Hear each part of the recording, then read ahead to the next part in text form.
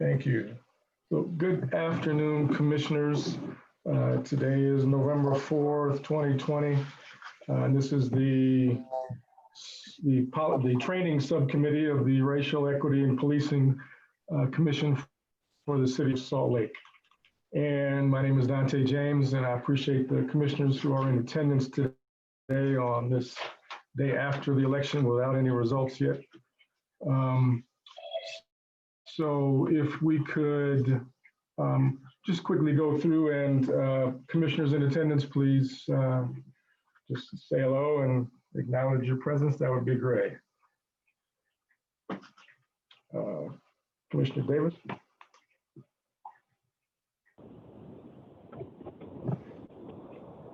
This is Tanya Hawkins. Thank you, Commissioner.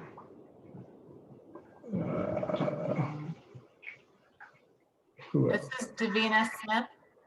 Hello, good evening. Thank you, Commissioner.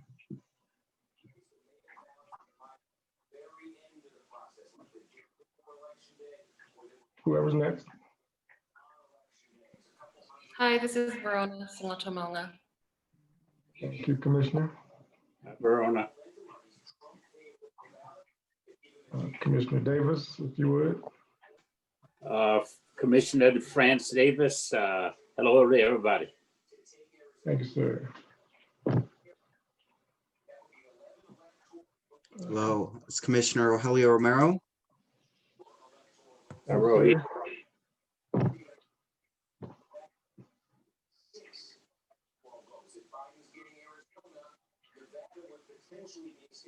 Commissioner Tedeschi.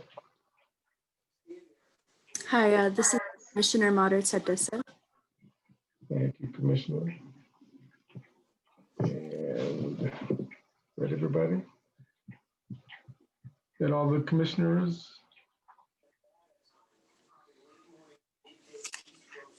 I think so. Also want to recognize in attendance also is Chief of Police Brown and Lieutenant Zayas from, well, congratulations on your new position as Executive Officer. She was overseeing the training division. So she is also in attendance. Thank you, ma'am, for being here. Congratulations, sir. Thank you. Thank you for having me. You bet. You bet. Congratulations. Congratulations. Thank you. I'm sure the job will be easy, right? Sure. It's day 3. I'll let you know in a couple of weeks. That works. I'll talk to your boss and see what I can do. All right.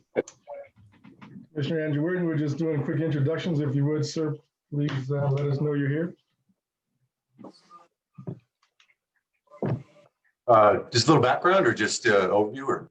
Just a hello and let us know you're here. That's great. Hi, everyone. I'm Steve, and it's nice to see you all. Great, thank you. It's good to see you, Yvette, also.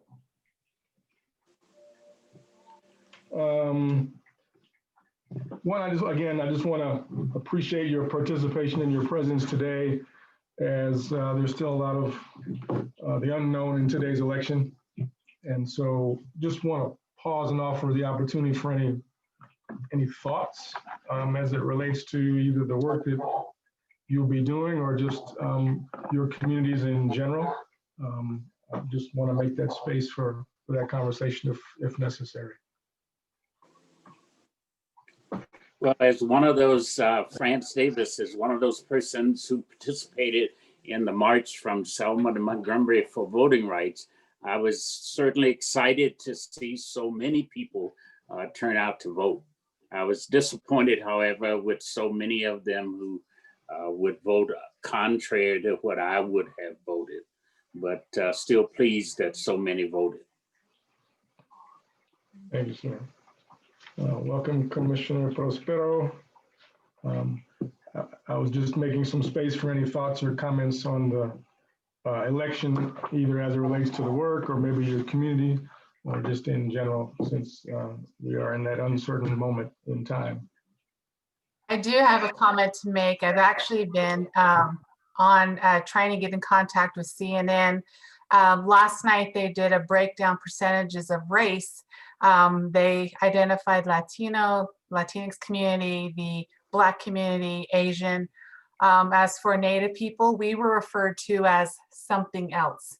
So some of you that know me, I've been calling CNN, I've been emailing CNN, I've been sharing with a number of our tribal leaders across the nation to get this addressed as soon as possible, to also acknowledge and own up to making that accountability. So, and this is not anything new for Native communities as well. So I just want to make sure that here in Utah, I don't even know where to go with Utah, but anyways, I just wanted to just share that my frustration right now with what's happening and how we are being recognized.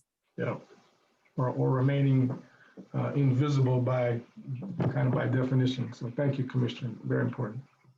Very important. There was also Native Americans and Duchesne regarding the state of Utah's voting. I didn't catch all of that, but do you remember what that was? I have not. I've been focusing with my home birth state, which is Arizona. We've been moving forward with those efforts as, you know, as the celebration as that being a blue state. So I've been just kind of focusing on that support system. So. Okay, thanks.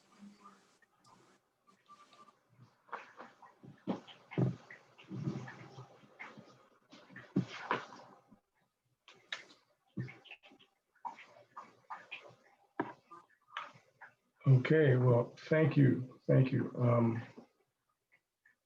So moving forward with the agenda, just a review of the minutes of last meeting. The process of the subcommittees is not quite as formal as the full commission meetings are. So it's not like we need to take a vote and approve and all those things. We just want to make sure that if anybody saw anything that was left out or misread or misspoken in the minutes, please let us know. We can certainly correct it. So just any thoughts on those minutes?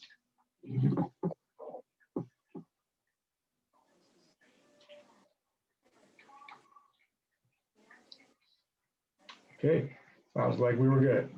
So thank you. Then just wanted to just offer the opportunity for a discussion of any items from the last meeting that may continue to need addressing. Lieutenant Zayas is here on the call with us, as well as the chief, and so we can certainly get into some of the questions that we asked. And I emailed, I think, each of you to show the questions that I sent to Lieutenant Zayas that were part of the discussion from last week. But just want to make sure that there's nothing that is pressing from last week that we need to touch before we get started.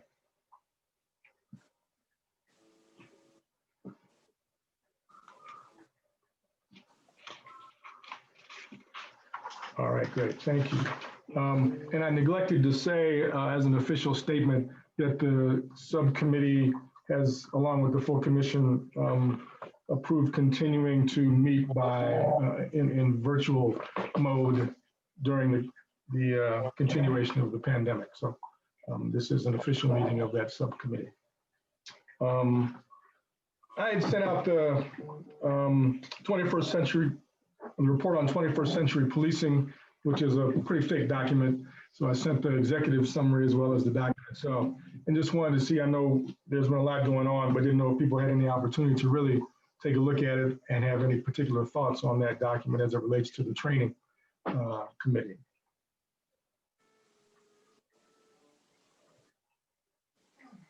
I didn't have time to look. Apologies. I have not had a chance to look at it. I apologize.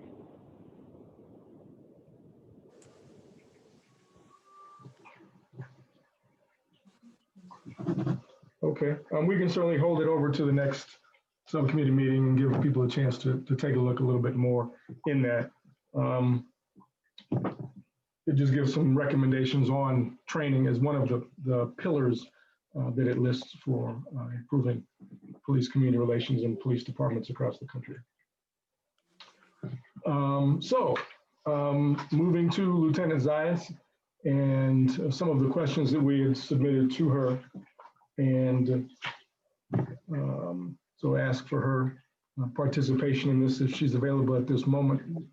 Want to make sure that she's not caught in the middle of doing anything else. Commissioner or Lieutenant Zeiss, are you available? Oh, there you go. I'm sorry.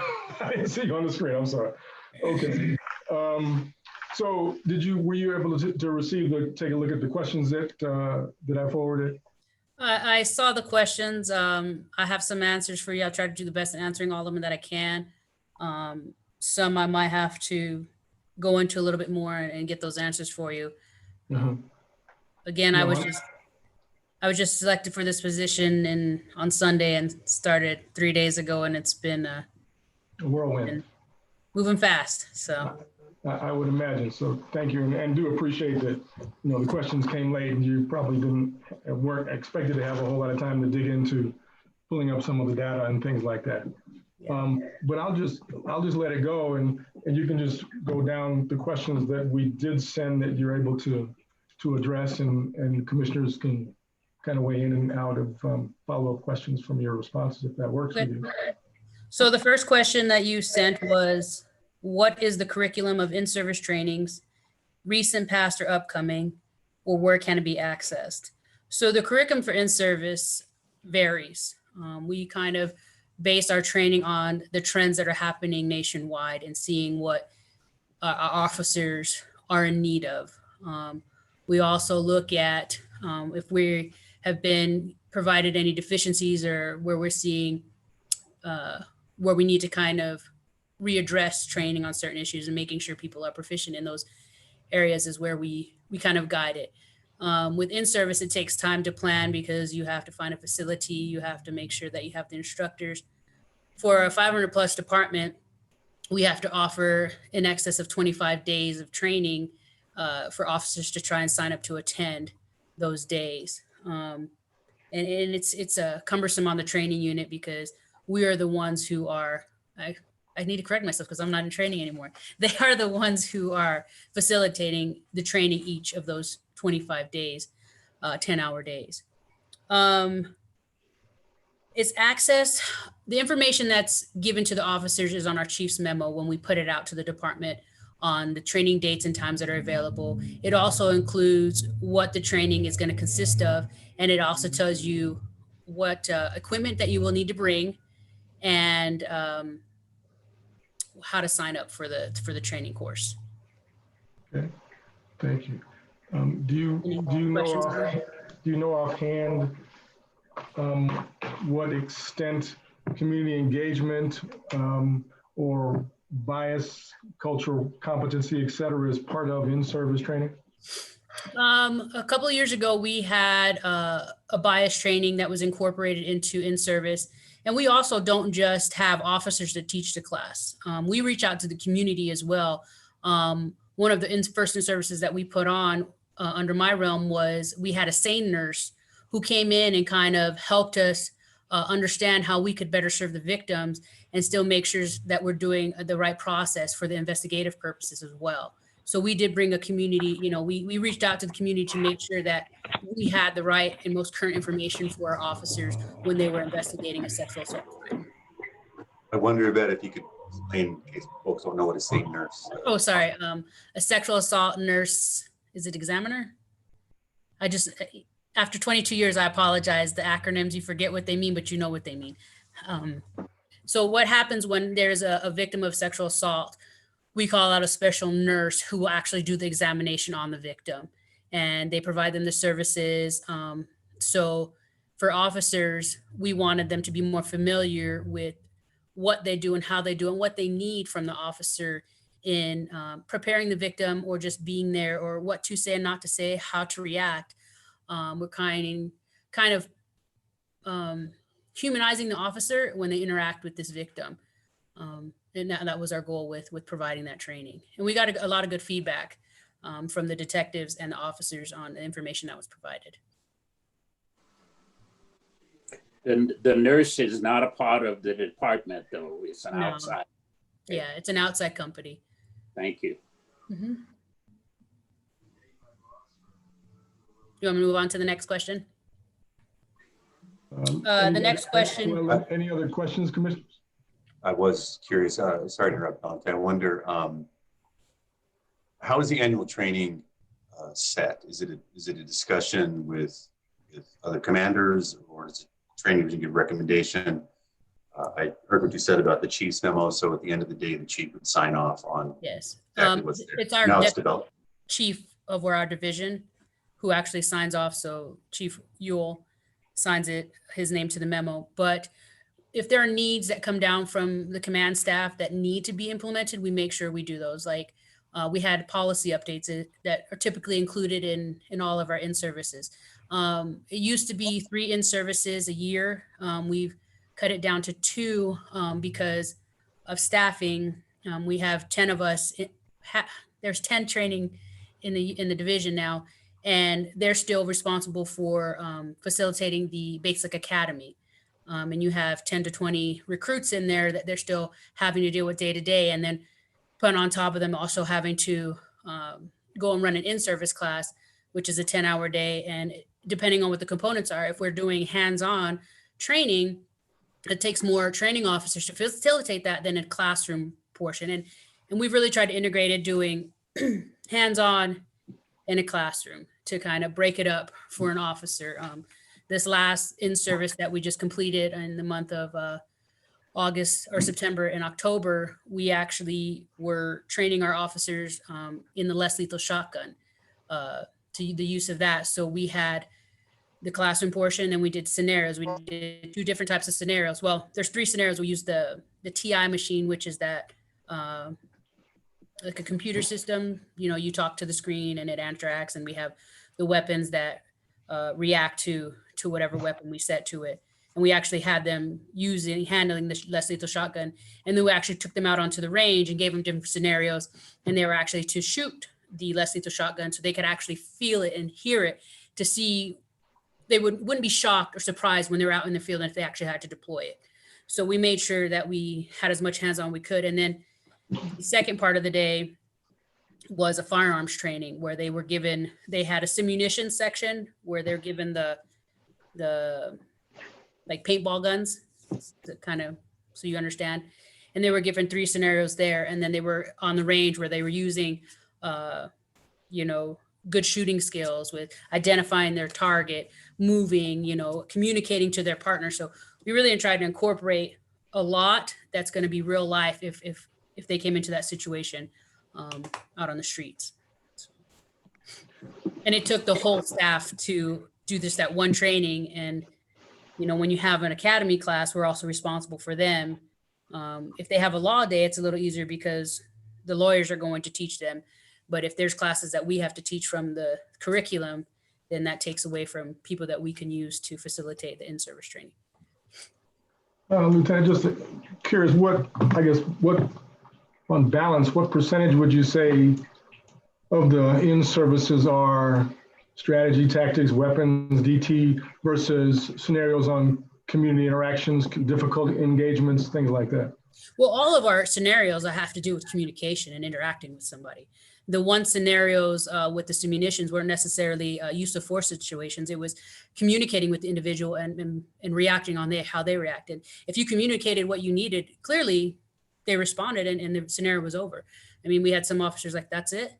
Yeah, it's not a fail. It's seeing how you communicate with any individual. And in years past, we've had scenarios as well where we have mentally health subjects. How are you going to deal with them?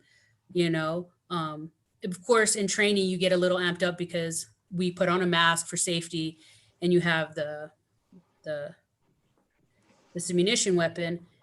So your anxiety gets up a little bit, and that kind of helps you to prepare when you're going out on the street that anything could happen. It keeps you more aware, but the focus is communicating what is you need and treating that person with respect. I mean, in any situation, any scenario, it's always going to be, what de-escalation is, your mere presence is going to be that first de-escalation tactic, right? Because an officer's on scene, officer presence. And then you're going to use your communication skills to try to get them to do what you need them to do based on their actions. So I'm going to respond on what you do. If I have to bring it down a notch, I might have to bring it up a notch. Being that I'm a smaller stature, I'm a female, sometimes I have to carry myself a little bit differently than, Steve would. Because it's just the way it is, no matter where you go, and we all do it, you're always sizing somebody up. if I do this, what are they going to do? Especially with law enforcement, we're coming to solve a problem. And some people have had those negative interactions with us. So we have to respond and be ready for the worst and hope for the best. Hopefully that answered it. I was a little long-winded, sorry. Yes, ma'am. Thank you. Was that all on that question? Sorry, go ahead, Moses. No. I have a- Marianne, I think Mariana has a question. Okay, quick question. You talked about trainings based on deficiencies. How do you know what the deficiencies are? I mean, how do you get there? How do you know that? And then how do you train based on those deficiencies? Our guys have a good relationship with patrol officers and detectives, and they reach out to say, hey, what do you see might be some issues? We also are in the process of utilizing, because we have the body worn cameras, being able to review videos and take the good, point out the good, and if we see anything that could be corrected, making sure we address it. We provide the training and we tell them how to do it, but we all know if somebody's actually going to do it is another story. And we do our best to make sure that we're showing them proper tactics, proper communication skills, firearms handling and whatnot. So how is the division chief informed by whoever is evaluating or recognizing those deficiencies? How is he informed of what we're going to train people? Well, no, you said there are folks who, sergeants, et cetera, whomever will recognize the deficiencies on the street. So how is the division chief informed of those deficiencies to then create the curricula for the end service? That process, the OICI reviews, we look at those. Which are what? Officer involved critical incident. So whenever there's an officer involved critical incident, the training staff actually goes out there to make sure that there's no problems or there's no training alarms that we have to address. And I'm not saying that all the training that we do is because of deficiencies. I should correct myself. Cops, they do a good job, and sometimes things just need to be tweaked a little bit to make it more efficient. And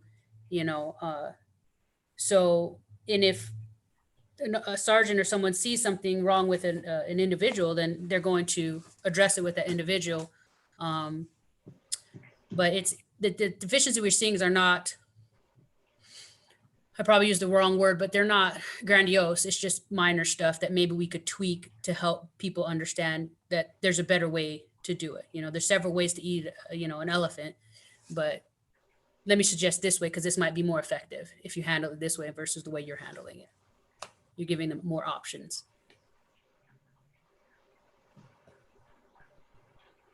Okay. Next question. Yes, ma'am. All right. What is the demographic of FTOs and how they are selected? I wasn't able to reach out to the sergeant over the FTOs, but I do know that with FTOs, we have a process where you apply for the program. You have to submit a resume, supervisor reviews, so that, you can kind of find out what kind of officer that is. And then they actually, if the officer is selected, they attend a certification course. I think it's a week-long course that they go to. And then annually they attend training to kind of refresh, making sure they're doing things and handling different scenarios that they might incur with recruits. Because that's kind of a special job. You're with somebody for 2 weeks at a time in their car. And some people are just not natural teachers, and you kind of have to teach them, how to tactically and tell them they're doing something wrong and make sure that, that you reward them and tell them that they're doing something right. So it's a balance there, being an FTO. And that's a field training officer, for those of you who don't know what FTO is. So Do you have a feel? Oh, go ahead. Sorry. Go ahead, Commissioner. So across Salt Lake County, across the state, and to a degree in law enforcement in general, hiring and maintaining officers is a challenge right now. So it feels like we're constantly hiring and trying to keep enough officers on board, which is at least a few years ago, put a real strain on that entire FTO program. Those officers were constantly training. Do you have a feel for how robust the program is, and are officers maintaining that drive and that desire to train? And are they compensated? Do they get an extra benefit for taking on that extra responsibility? Yes, they do get extra pay, overtime pay for not the whole shift, but there's a certain amount that they get for having a recruit for a week. You know, with the city, we're a little different because we've been running academies ongoing for years now. So it's a never ending cycle for our FTOs. And, you know, there have been some who have realized, hey, I need to take a step back. I need to take a break for a little while. And then I want to drive in my car alone. And then the others are, you know, willing to help, and they step up and take those recruits and realize how important it is to, you know, to help them and guide them and mold them in the right direction. Without knowing the demographics, if I make the assumption that the FTO staffing is not very diverse, is there any targeted outreach for officers to try to increase the diversity of the FTO staff? You mean within the department? Yes, ma'am. We want to have the best officer training those recruits, and it's on the job that they do, not what they, you know, what ethnicity they are. And I don't think that's mutually exclusive. So I'm just curious if no, we open it up to everybody. If they want to apply, then we apply. You know, you apply for the position, and if, you know, you feel that there's somebody that would do a good job, then you're going to reach out to that individual. I know there's women, and I know there's a few minority officers that are FTOs, part of the program. I'm not part of the program. I haven't been for a long time, but it's a large group. But I do know that there are some women, and I know that there are some minorities that are out on the streets that do take recruits. Okay. So, but obviously you have to look at the demographics of the department, and you can kind of go off of that. And what is the total number of FTOs? I do not have that number. I mean, is it 10, 20? I mean, any general idea? Oh, it's probably 20 to 30 officers. Okay. I mean, we have had, our last recruit class was a class that came out of 20. So we had to find, you know, and they're in patrol, they're in bikes, gangs, accident investigators. So motors that actually take all the different recruits for different periods of time. Typically it's 2 weeks for patrol. For specialty unit, it's 1 week. Okay, thank you. Mm-hmm. The next question is, what is the training budget and how is it created and improved? It's created historically on what the needs of the department have been. As we have increased basic academies, they've tried to increase the amount of money that we get. The financial director, she's the one who gets it approved through the budgets with the command staff. It covers just regular trainings that we host, the cost of running a basic academy. We also have a budget for ammo because the ammo has to cover our annual qualifications, any remedial training, and it also has to cover the basic academy. And last year, I believe we had 3 academies at one time, and this is our 2nd academy of this year alone. So, you know, it can be costly depending on how well we don't shoot, you know, the training that we provide is we make sure that they're proficient in anything that we're teaching. It's not a time frame. It's making sure that the individual understands the material and can perform at the right level. Any other questions on that budget? All right. Do you think it's do you think it's equivalent to what is needed for training, or would you like more? Or oh, I would love more. I mean, it's you know, we have to make sure that our trainers are certified. Then we have to make sure that recertified. the equipment that we need and use, we have to, we've been trying to rotate equipment out, but you don't always have the funds to make sure that you can rotate that equipment out that we use. So it's rough. I mean, training, as you know, is expensive. The training, a 2-day course could be like $700, and that's for one person. And then they have to do it annually, and these companies make money on what we need, and they keep charging you outrageous prices. So, and we try to get instructors so that we can take that material and teach in-house so that we can use adjunct instructors to our benefit. We did that with Arbinger. We had 8 officers and 2 civilians who were trained on Arbinger so that we didn't have to call in Arbinger to come and teach us all the time, but they get you because the packet that you have to hand out is $130, and we have a 500 plus department of officers, and you add our civilian, that's, 700 plus. That's a lot of money that we're having to fork out just to train them on a 2-day course, and that's how much it costs. Can you just say what Arbinger is? Just for It's a leadership course, interacting with anybody. I mean, you can use it. We especially like to use it with law enforcement because we get in this me versus you, and we want to make sure that we're blending and it's us. We're thinking together. We're having that empathy, showing that empathy, and expressing that it's okay to show that empathy when you're dealing with a victim of a crime. So it's something that's probably really relevant when working with community, but it's really expensive.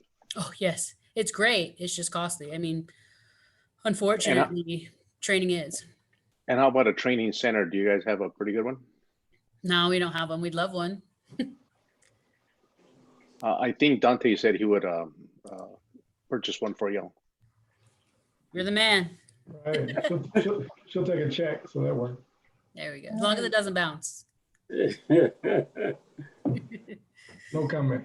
All right.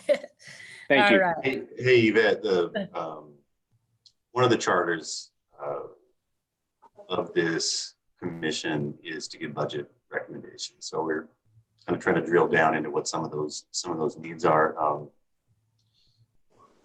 I heard at the beginning there's some challenges with delivering the training because you only have so many resources to be able to deliver it. So that makes me think FTEs, which, I don't know if that's pie in the sky or realistic, but I don't want to have a closed mind about what options are out there as we enter this. So if I'm hearing you correctly, if you had more resources, more staff, you could deliver more effective and more training. And there's this constant balance between getting the calls met, having the needs of the department met while you have people in training. Do you have a feel for if there's a capacity to increase the amount of training and the diversity of training that officers get with your current staffing levels, both in training and with the department, if that question makes sense? That's hard to say because I think you would burn out our training guys. They're human as well. And, they have a life outside of this profession. And for the last year and a half that I was there, we asked so much of them and they provided. They have great ideas and they have all this training that they want to provide. There's just not enough time in the day, and right now, obviously, staffing is a big issue. And I think if we had the staffing numbers, we might be able to facilitate it. And obviously cost for the training facility. And in turn, that takes time. You've got to find land and then you have to, research on what's going to be the best fit. How are you going to design this building to be efficient? And then once it's done, obviously it's going to bring money into the city because we are the capital city of Utah. I would receive emails all the time from outside agencies. How do you guys do this? How do you do this? Because of just who we are. So bringing something like that is only going to bring more to our city with providing that for our officers. The training is going to be, I can tell you those guys in there, they're so driven and they want to provide. And a lot of them will come on their own time and teach the patrol guys. They'll go out there for a few hours and provide them with some reality-based training because they care that much. But it can start to weigh on you. So. When you talk about training for other departments or other agencies, is there a budgetary number that you require from them? Say you were training Sandy's officers, would they have to pay a certain amount, or county officers, whoever? Well, what it is that we would host a training, but you have to have the facility. Like we tried to host a less lethal course here, but we didn't have the facilities to host it, so we were rejected. So what happens is that agency will pay the money to the company, and the company actually gives us free spots to have our trainers attend the course. So we get the free spots while all the other agencies come to attend the course paying the company. Sometimes there's a minimum of 10 people that need to sign up, and then you get one free spot for your agency. That's how a lot of agencies work when they host a training class. Thank you. Mhm. We spoke briefly last week of it, and looking at Lieutenant Suarez here, I should say Lieutenant Day is also, about not getting caught up in the budget as a reason that good training can't be delivered, right? So you take the resources, you put out professional training, and there's a lot of ways to put out good training. And again, to the racial equity piece of this commission, I wouldn't be surprised if there were recommendations on more community engagement, more guest speakers, more bias training, more empathy training, for cultural competency purposes that wouldn't necessarily cost a lot. So I just want to go back to that part of the question about, could you get more training hours with the department and still meet the mission if you were to increase that, or would that be something that would also have to be looked at, like, to execute that? I think it'd have to be looked at, because you have to think of the staffing levels out on the streets. They have to leave the streets in order to come to attend training as well. It's finding that balance of making sure there's enough people out there to attend the trainings. I think it would be great. I mean, because it allows for the training staff, if you have somebody come in to train, it just depends on what type of training it is, and vetting them and making sure that information that they want to provide is just not a gimmick. Because you have a lot of those out there. So. And kind of following up on that, in terms of, we know there's no extra resources. So the allocation of the type of training or the type of scenario-based training that's done, be it community-based, bias trade-based, cultural competency-based, racial equity-based, versus, certification, DT, driving, whatever that might be. Who decides what that balance of allocation of those time and resources are? I would, now that there's a training captain, I would think that he would balance that out with the chiefs in determining on how they could accomplish it. Since that's that's why we have a captain over training now. Right, which is whom now, since you're gone? Who's the Captain Mortigos? Scott Mortigos. Thank you. Did I miss that you got promoted or transferred? Transferred, not promoted. I keep telling the chief to promote me. I am on the list, but I've got 3 ahead of me. Got my vote. Thanks. Okay, so let's move to the next question. What is the foundational component philosophy of the empty hand defensive tactics? We go through what POST provides. They used to be Aikido. They've moved a little bit more to the Brazilian Jiu-Jitsu. And we actually, the former officer, Jared Wahangi, Survival Edge Tactics is his company.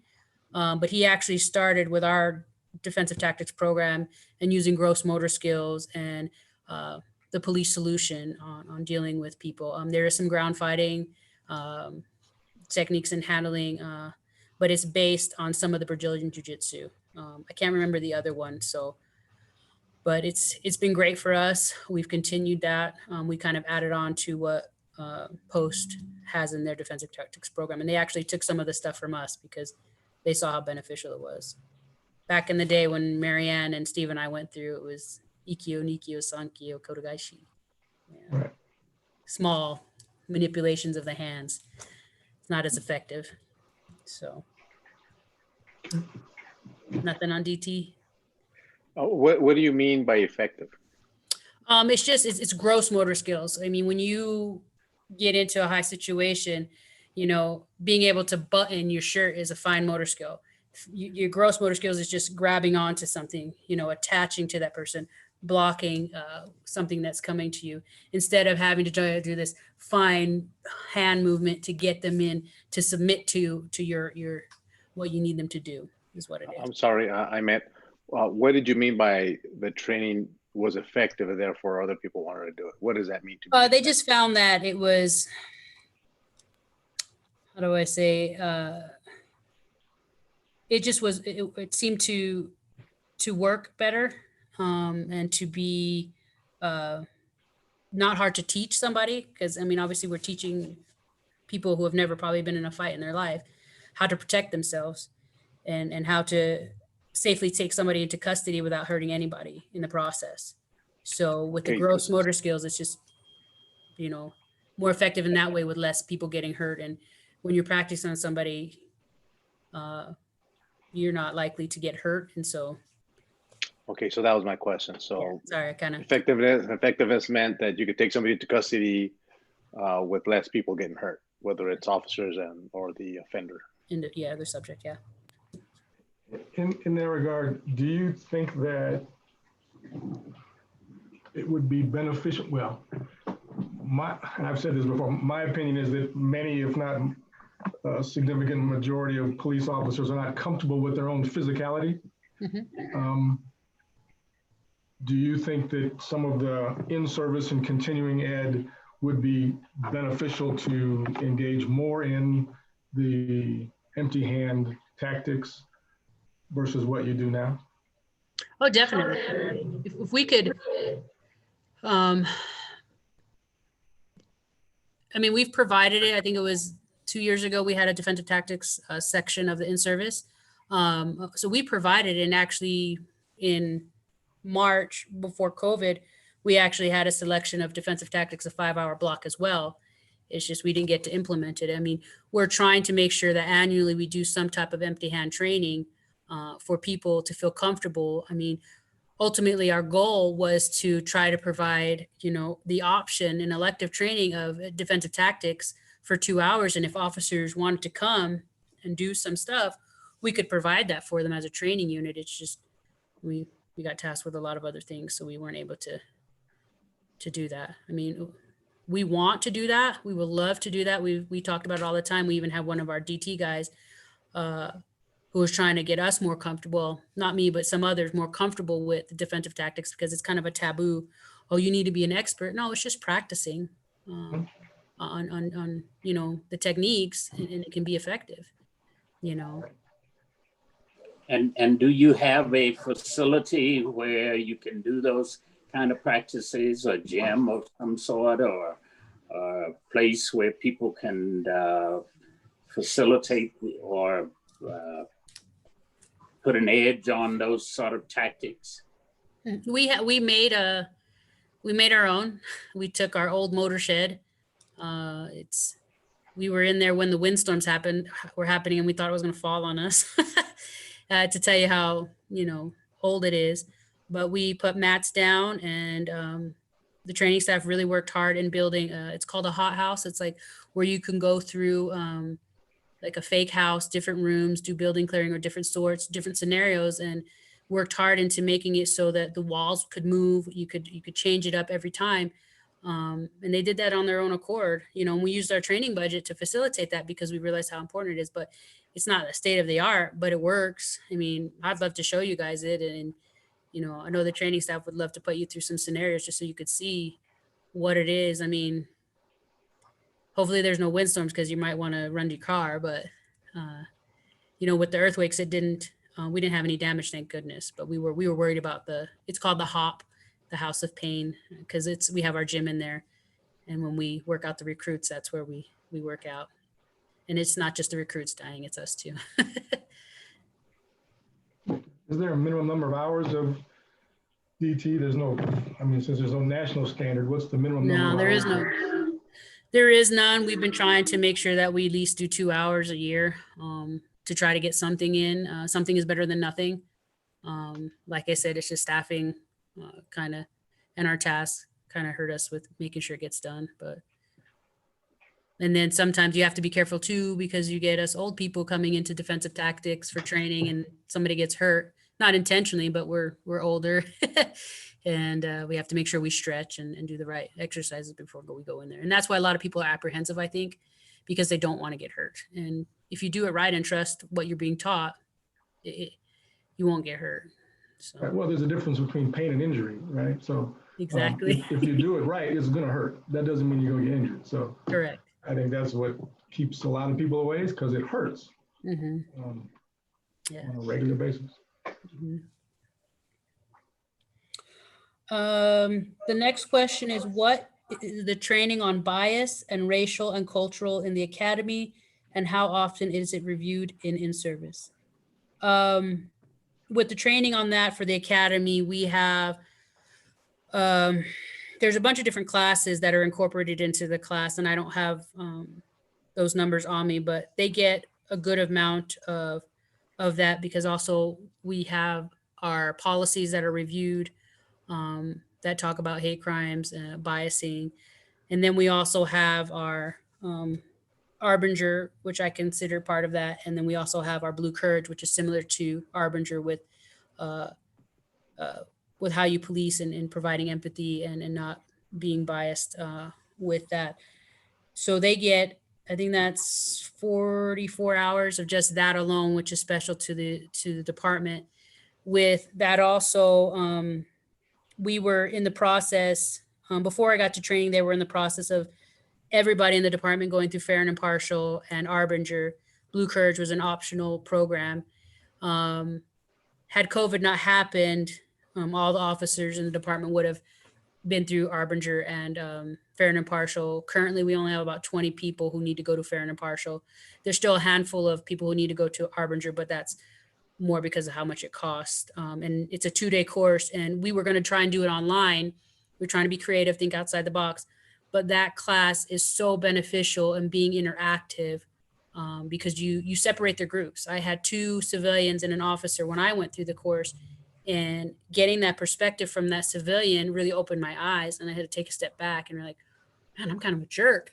I got to reevaluate how I handle things or how I think about things. And even at home with my wife, I'm like, oh, I got to, what's she thinking, instead of thinking it's all about me. So it's a class that you can really use professionally and at home. So that's why we waited on the Arbinger class. And then now with the budgets and whatnot, I'm not sure where it's going to go because we still have a lot of people that need to attend that. So. Thank you. And we did have a copy of the curriculum, which is why we asked the question, because we weren't sure what Arbinger was or what Blue Courage entailed. So Fair and Impartial is 4 hours, as you said. Arbinger is 20, and Blue Courage is 20 as well. Yes. And when I was there, I made sure I told our training staff they will get all 3 of those classes before they exit this academy.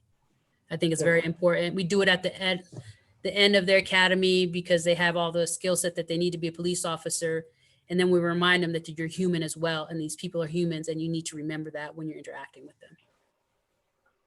Are there community trainers in that component, or where do those show up in the academy? Those ones are all law enforcement because they kind of geared a little bit towards police and giving us examples of different officers who made the change and realized how beneficial these programs were to kind of get the buy-in on how beneficial it is. Cops are hard-headed. And so when you hear from another cop, sometimes you're more willing to listen to it because they understand what the job is. They know what you go through. And if they think it's a good program, then it must be. So we've used that. And then the reason I incorporated 2 civilians was so that I wanted just a mixture, the diversity with having a civilian sworn, being able to teach together and showing that it's not civilians and sworn, it's all of us together that work for this department. So that's what my goal was in doing that. So if I understood, the community trainers don't co-train with an officer, they are there by themselves? Yeah. If we got somebody, it would be from Arbinger, and they would charge us a fee to have their trainer come and train us. For Okay. those two classes, you have to be certified to teach it. And the companies they charge you to certify you. And then if you have one of their trainers come out, they charge you again to teach the class. So that's why we do it in-house, where you're just paying somebody their wage for the day to teach. Okay, so I guess maybe our definition of community is different. So is there anyone from the Salt Lake City communities, Native community, refugee community, anything that is a part of the training curriculum, or only folks who are some paid organization that you bring in like Arbinger, that you're calling community training? For the whole curriculum, I know with CIT, they bring in some civilians to help teach those courses. For our curriculum, mainly it's lawyers and police officers that teach our curriculum. So, no. Thank you. Mhm. Sorry, Just I made that follow- longer than it needed to be. So just to follow up on the bias training, and there are a lot of ways to teach and train on those issues. I think a good way is to build that into so many other areas of curriculum, so that's always present. Do you all have an element of that, like in your scenario trainings or other opportunities, to make sure that piece is present in other training opportunities? Yeah, we do. We do have some officers who speak Spanish, so they can play that role if you have that. You know, we do have the role playing, you know, a mentally ill subject, a transient, females. We bring in adjunct instructors to help. So you have different body types, different sexes. Sometimes, you know, they'll play the role of two males, you know, two officers are playing a homosexual couple, you know, or two women. I mean, they mix it up to make sure that that officer is prepared on how to handle it, and to see how they handle it as well, you know. So, I mean, I brought in my daughter to play a juvenile, you know, and I'm like, be crazy, you know, have some fun with this, because the recruits, you know, they're still learning. And she's like, she got excited because she got to interact with them. So, and when I was in the training staff as an officer, you know, when we did the juvenile stuff, Captain Farias would bring his son in and role play for us too, just so you can get that real life experience with a kid, because it's different when you're dealing with kids. So. Next question. Thank you. How are officers evaluated during scenario-based exercises, and what happens if someone does not meet expectations? For the academy, we have a scenario day where they're graded and they have to successfully pass it. If they don't pass it, they get to do another scenario to make sure that they can pass it. Throughout the academy, on any scenarios, we're always watching and evaluating them. If they need to fix something, we address it then. We don't wait. We usually do a debrief of the scenario immediately after, so we can address any issues. And we have them talk through it and see, okay, yeah, I probably could have done it that way. And we always try to end on a positive note so that they're not, you know, oh man, I failed this. We try to build them up, even if they did a crappy job, you know, you still find something positive to end with. With officers in the past, I know they used to, when I wasn't in the training, they used to kind of keep tabs on us on how we did, and then we would debrief it. We typically debrief every scenario after as well. We don't document it on paper, but we talk to the individual officers on, hey, could you have handled it this way? Could have there been a better way? Making sure that they're aware of all the options that they could have had in that aspect. So, and if there are major issues, we address it to our supervisors, who can then address it to their supervisors and handle it that way. But so failure is not an option? We try not to. We want them to succeed, and especially in the academy, you know, we've got to teach them. This is new to them, and then they go into the FTO program, and that's the real life situation, and they do the best that they can. And unfortunately, if they don't successfully pass the FTO program, then they're released, or from employment, because we don't want them to be a danger to you, and we don't want them to be a danger to the other officers that they're working with. So safety is a big deal. Yeah, no, I guess I didn't phrase it right. I know failure is not an option in terms of wanting somebody on the street who has failed, but in terms of the actual scenarios, can you fail a scenario? Back in the post days, you could. I don't think you can fail it. Everybody's going to do things differently, and it's how they get there. Some people are going to do it the long way, and some people are going to get it done quicker. And we just look at that. And that's why when we debrief it, if we feel that they could have handled it differently and been more productive in the actions that they took, we address it that way. So, I mean, you're not failing, but you're just being corrected and given it some advice. And does the correction just stop there, or does it continue after there? Once you see that this officer had issues in this scenario, do you continue assisting them or improving after that initial training? It depends on the situation, to be honest, on what the scenario is. Obviously, with any firearms issues, we're going to address it immediately and talk to their supervisors.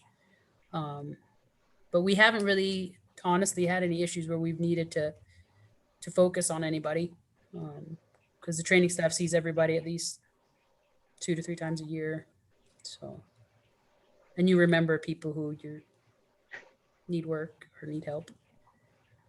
Do we know whether there are a percentage of officers who are then released from employment because they don't complete training? I don't know the numbers. It happens. It doesn't happen a lot.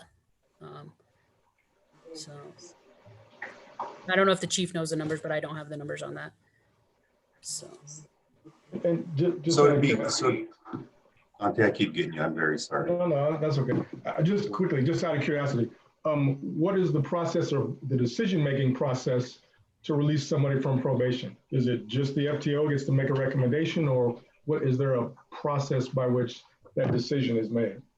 They have a daily observation report that is done daily on them, where they should be at as they progress in FTO. And if there are concerns, then they try to address those issues. With the FTO program, I am not familiar how they do it. With anybody in the academy, if we are concerned about an individual, we bring that to our captain's attention. And now we actually have a way to document it.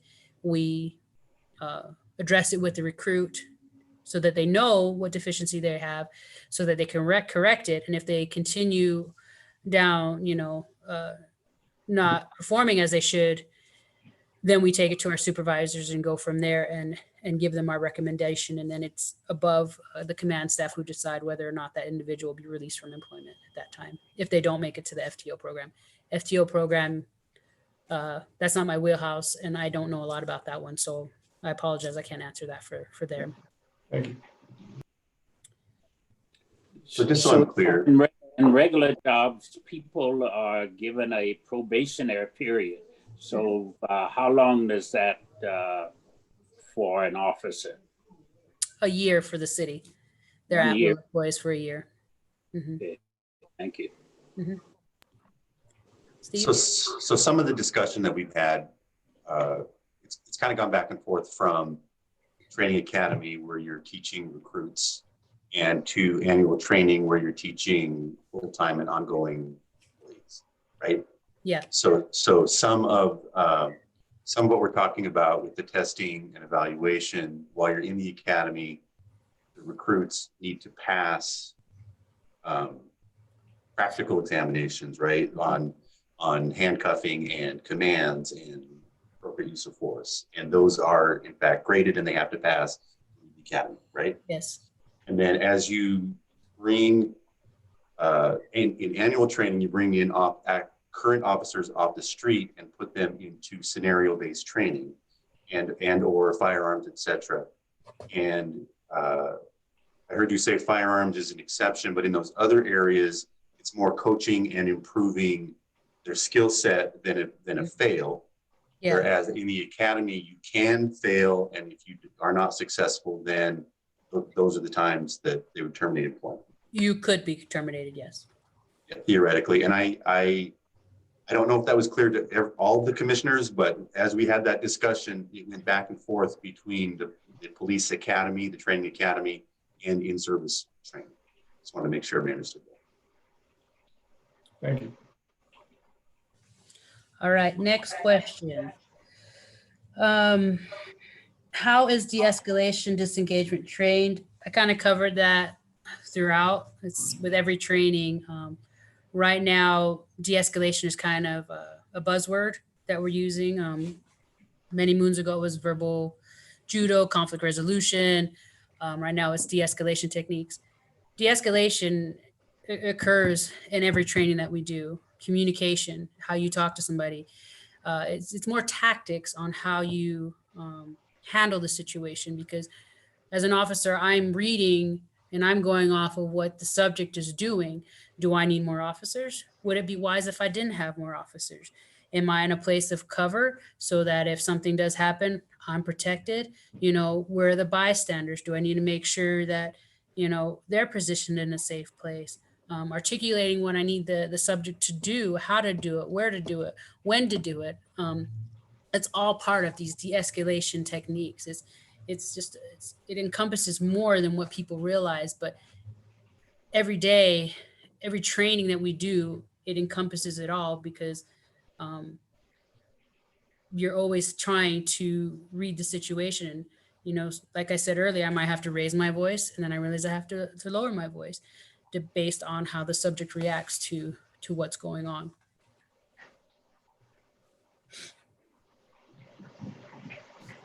That one good? Thank you. Are there differences in training by division, department, and what are those? We encourage units to, you know, the sergeants, supervisors to provide training for their squads. I know detectives, they do different squads. Obviously, they have specialties that they have to know, so they get to attend a lot of different trainings. Pre-COVID, we have lineups. When I was a watch commander, every Sunday was a training day. I assigned a different sergeant to find a subject that either they or an officer on their squad was comfortable with and teach us. Let's review things. When we were getting ready for the UN, we made sure we were familiar with how we deal with different delegates from, you know, around the country. So it's up to the individuals, what they do and what they provide to their troops. But we always encourage more training is better for everybody in the long run. So, but everybody will also get the 2 mandatory trainings a year that the training staff provides for them.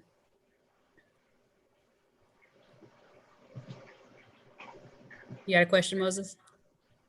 No? Okay. All right, Just in terms of the differences, for example, since K9 has been in the news, K9 and the training that they receive, the K9 officers receive, are they receiving it specific to the work that they do, whether they're narcotics, you know, bomb dogs, whatever, or patrol versus the normal in-service trainings, or do they go through the in-services just like everybody else, separate? For K9, they go through a school for special training. And then they do ongoing training. I've never done K9, but with Sergeant Peterson, he was a K9 handler. And my understanding is they were doing training nightly, if not nightly, several times a week during, you know, their work week. And I know that they would use patrol officers to help assist with those trainings, but they do come to our in-service trainings because it's mandatory of every officer. Just because you're a SWAT cop doesn't mean that you don't have to come to our in-service training. The in-service training is to make sure everybody's on the same page and that we're providing the right training to everyone, not just a special group. We do, when we have in the past, tried to host different specialized trainings like an investigator academy, so that somebody who's interested in becoming a detective in the future knows how they need to prepare themselves. So if they do get that transfer, they're a little ahead of the game in understanding what the job entails. Obviously, like with homicide, they get to go to special trainings to make sure their investigative skill set is beneficial. You know, the training that we provide is for detectives and patrol officers to be successful as a police officer, because at the end of the day, that is our job, is to serve and protect. And we want to make sure that everybody's on the same page. When you respond, we're all doing the same thing. Does that include supervisors and command staff? We have been trying to, we have a supervisor academy that we've been doing for a few years now. It's a week-long course.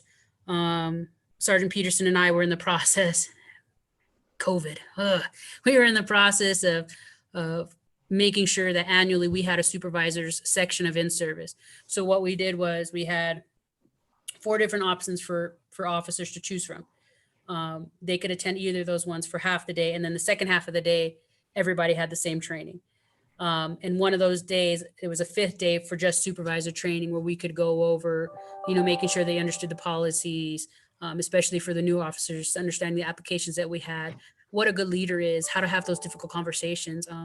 We were in the process of getting that. And I know with me not being there, Sergeant Peterson is going to keep that on track with making sure annually we have a supervisor's course. And I know Captain Mortigos is in the process of trying to get a command college going. He's working with the University of Utah, partnering with them to make that happen. But obviously that costs money. So, but he's in the process of getting us that, because nationwide, the command staff and other organizations, they are attending command colleges. So. And I ask partially, it's a small subject, but the mayor's executive orders that are now policy that require 2 levels of evaluation for use of force. And I'm asking if those supervisors understand the training that officers are getting, so they can ensure as they evaluate that use of force that it's consistent with the training that they're getting. Yeah, and we actually, the IA lieutenant and I created 2 lessons on how to understand the use of force, the administrative review and the command review, on how to do it properly. Broke it down step by step what you need to watch for. Yeah, we're trying to get ahead of the game with making sure we provide that for them. And you know, everybody focuses on lieutenants and above, but the sergeants, they're the most important. Those line supervisors, they need to know, they're with the troops every day, how important it is to know your people and take care of them and see what's really happening out there.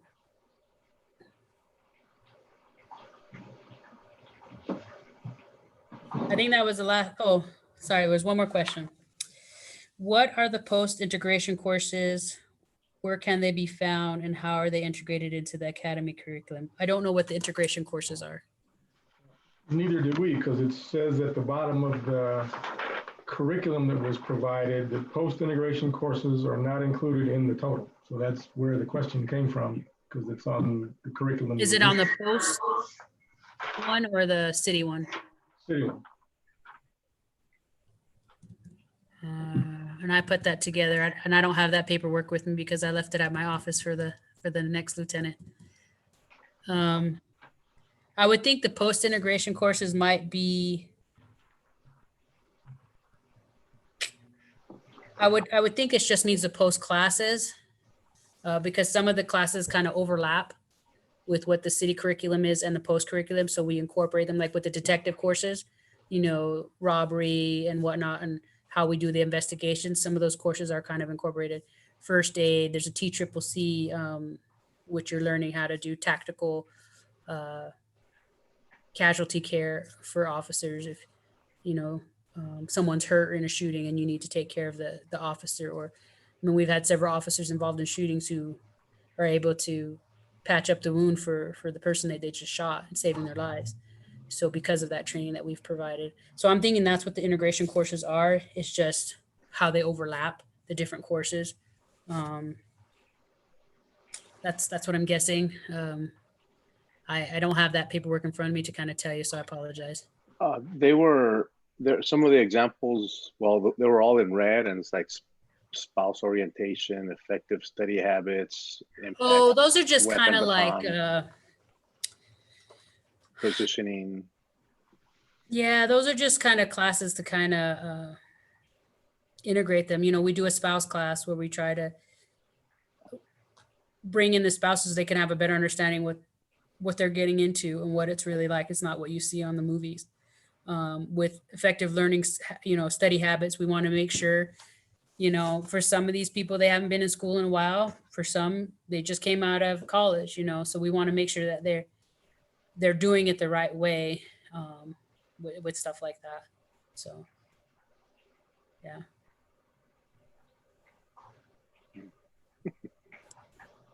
Thank you. Okay. So will you check and see if there's more to that question that you can help us with? I can look into it. Thank you. Because you said it's on the post curriculum, right? No, it's on the bottom of it's entitled SLCPD Academy Curriculum Course of Instruction 2021. Okay, I'll have to look at it because I made that, but I don't remember it. I apologize. I don't remember what I highlighted different colors in, so. And mine's all in black and white, so I can't help it. And then there was one more course of instruction that was provided to the commission that I didn't mention in the questions, Lieutenant, but it's entitled Special Function Officer. Yeah. You could decide what gets. Like the protective services that you see over at the county building on 21st South and State Street, those would be considered special function officers. They're not police officers all the time. They're just only when they're working. And that's what that first block is. And they actually have a corrections portion as well for correctional officers. So they're just correctional officers. They're not actually certified as a law enforcement officer. So they just have different blocks for different functions that they might be doing within law enforcement. So that's what that is. Okay, so not regular officers who are just part of SLPD. Okay. Yeah, they have to, for anyone that's a police officer in the state of Utah, they have to have gone through the LEO block, is what we call it, law enforcement officer block. So that's both the SFO, which they have to completely pass, and then they go into the LEO block, which they have to be completely pass. So they have a PT test, then at the end they have to pass the SFO block, and then at the end of the LEO block, they have to pass another PT test, and they have to pass all the written tests. There's an SFO test that they have to pass, and then a LEO test that they have to pass in order to be certified. So someone could, we had a recruit who, she was successful with the SFO block, but she couldn't pass EBO.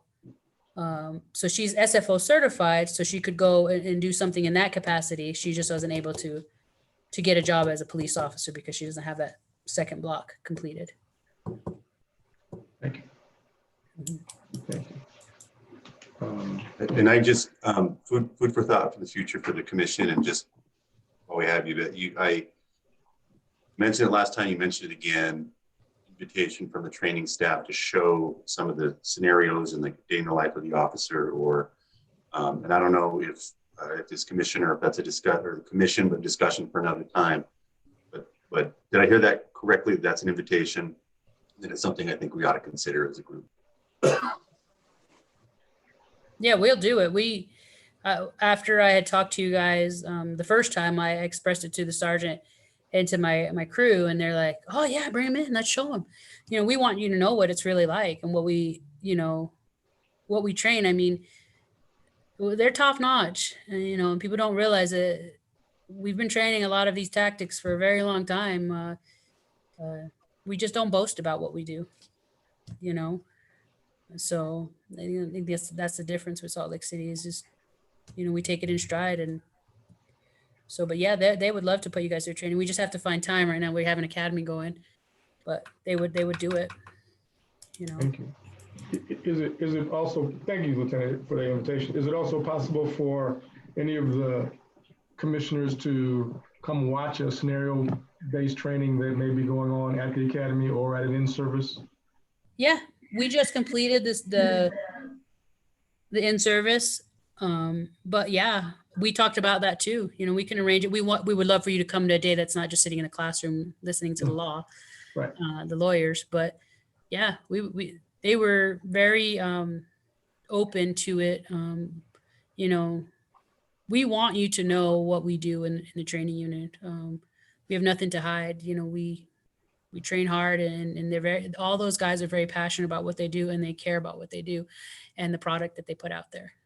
So. Thank you. If there's an opportunity to let the commissioners know what is upcoming in the academy, they could take a look at what might make sense for them to come in. Okay, and it's during the day. It's 7 to 4 every day, Monday through Friday. They go 5 days a week.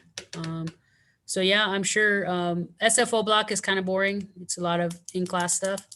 We do scenario stuff to make sure that they can apply what they're learning. So they're smaller scenarios, and they're still learning, so they're not gonna do it correctly. But it's when we get into the Leo block that we do a lot of practical application, and it's more serious building. I mean, you could even come be role players if you wanted to kind of see a different perspective of what they see, and you can see how they should have done something differently because you saw them before they saw you, type deal. So. And if there was any in-services upcoming as well, that would love to have. That'll be in if they stay on schedule. If they stay on my schedule, it'll be in March and April. Okay, thank you. And we got to think about COVID too, so Right. taking all the precautions. You mentioned the new phrase, every police officer in the city. Does that mean that there are some training requirements that every officer, whether they are Salt Lake officers or highway patrol or otherwise, have to go through? Yeah, so to be certified as a police officer, we all have to attend Post Academy and be certified as a police officer through the Post Academy.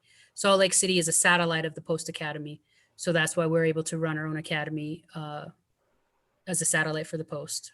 So we make sure that we meet all of their requirements, and then most officers who attend Post, they have to attend Post, and then they go back to their department and learn their policies and procedures and how they do their tactics. They'll do that for a little while. We have the bonus because we can integrate it into the Post Academy and cover it all in one instead of having to do the extra month or 2 months of in-house is what you usually call it, and then going out onto the streets for the FTO. So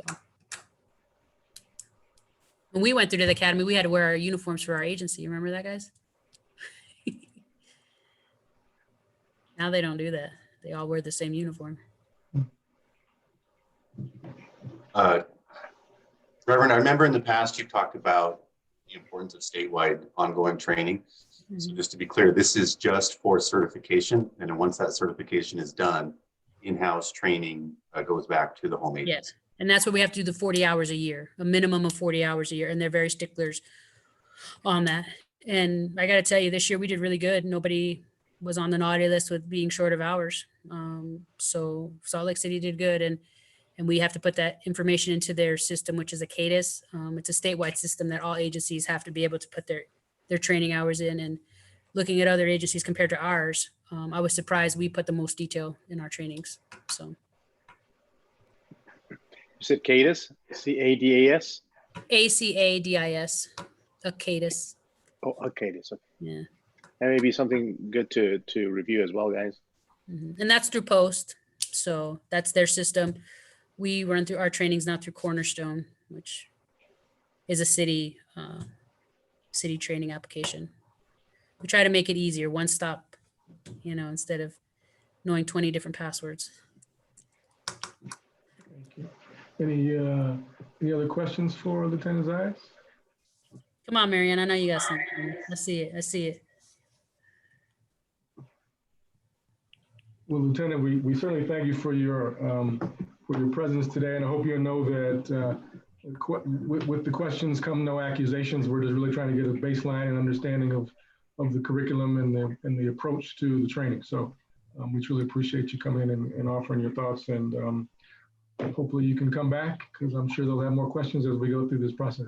Yeah, I'm here to, I really want to build a relationship between us, and I want you to know that, especially with training, we're open, an open door, and, we have nothing to hide. We want you to understand and feel comfortable with what's coming out there. So if somebody asks you a question, you feel comfortable in answering them. Great. And now What's your new gig? Maybe we'll ask you about that too. I'm the executive officer to the chief of police. Ooh, the XO. Yeah. A lot of work. Yeah. We may not be able to see you again then. That's A what lot of meetings. But I'm trying not to drown. It's an only day. I heard he's a pretty good guy, so give him a chance. Oh, he's awesome. He's awesome. That's not what I heard. Ah, come on, Moses. Have you met Laura? She's amazing too. But maybe No if we could get commission. an introduction to Captain Mortigos, that would be helpful since he's going to be overseeing. Oh yes, yeah. We can get that set up. Dante, yeah, he started a couple weeks ago, and it was because we realized training is such a critical component of what police reform is going to look like, and so Captain Morcos would be. I think you'd find him very interesting, his perspective and where we want to go as a department. So if you would like to talk with him, he would be, I think, very valuable to your commission. Mm-hmm. That'd be great. Thank you. We'll check and see maybe when we would like to invite him, or he's certainly welcome to come at the next commission subcommittee meeting next week as well. So we can certainly pass the invitation along, please. Okay. All right. Well, thank you, Lieutenant and Chief. So moving on with the agenda, with just I think 3 minutes left to go. The next agenda item is just kind of a group discussion of priority items, which I think we did a good job of really highlighting. So just before we kind of just step into next week's conversation or meeting session, thoughts on the priorities, maybe anything different or follow up from just the conversation that you heard from the Lieutenant. I think there's a lot of information that we got and maybe some other follow up that needs to be done. But just general thoughts on the Lieutenant's presentation or thoughts on what you heard about the training academy and in-service as well. And thank you, Commissioner Jordan, for your explanation of the distinction between the two. I'll try not to talk so much next I time. really appreciate the information that the lieutenant provided. I'd like to take until next week though and spend some time, think about it, and see if there are other questions also that we may want to get answers to. Okay. Because I get once again, Dante, and as I get the hang of the Brady Bunch Zoom meeting, I can see other people nodding. Question I was asking about fully inculcating that cultural competency into all areas of training. I thought I saw some heads, and I see it, Davina, as well. So I think I'd like to make sure we maintain that topic because I think that we can do a little more depth with that. I agree with Commissioner Steve. I think that's important. I've been just observing today and I do appreciate Lieutenant Zayas being here and going in depth with our questions. My priority is definitely that I have responsibility to my communities of color, especially our Native communities. So I do want to look in terms of what cultural competency and just focus on that aspect. So. Thank you. Yeah, I would certainly agree. I found it kind of telling that I didn't get a sense that there was a ongoing strategic approach to ensuring that there is a cultural competence in the in-service. It happens in the academy, but then in the in-service, I didn't really get a sense of that ongoing commitment. I was also, I think we got a list of the demographics of the various departments. I don't recall what the demographics of the training division was, but that there was no specific targeted outreach to ensure or try to ensure that there is a diversity among the field training officers, which are a very important component to what happens when you get out of the academy, because many times you'll hear folks just say, well, forget everything you just learned because I'll keep you safe on the street. So how are we ensuring that the FTOs are really doing in creating that culture that we're hoping, I think, to really make sure it's in existence on the state.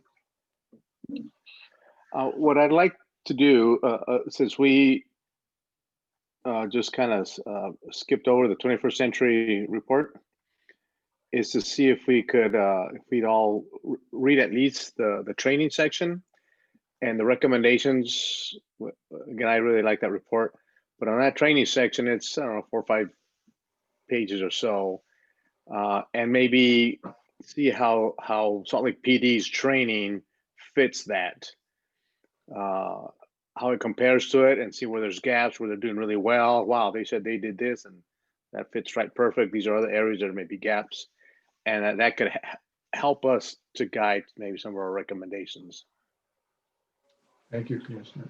I know one of the specific recommendations is community trainers in the academy and in service.